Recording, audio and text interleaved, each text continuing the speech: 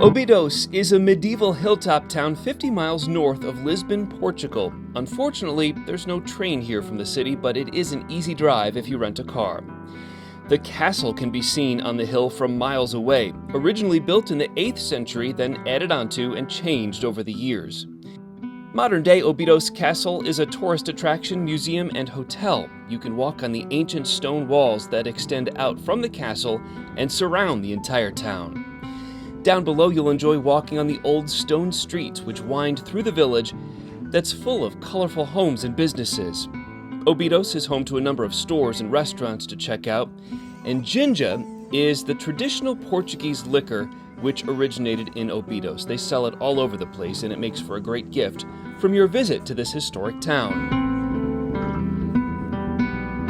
There's plenty to do here, so you could spend the full day in Obidos or even a night.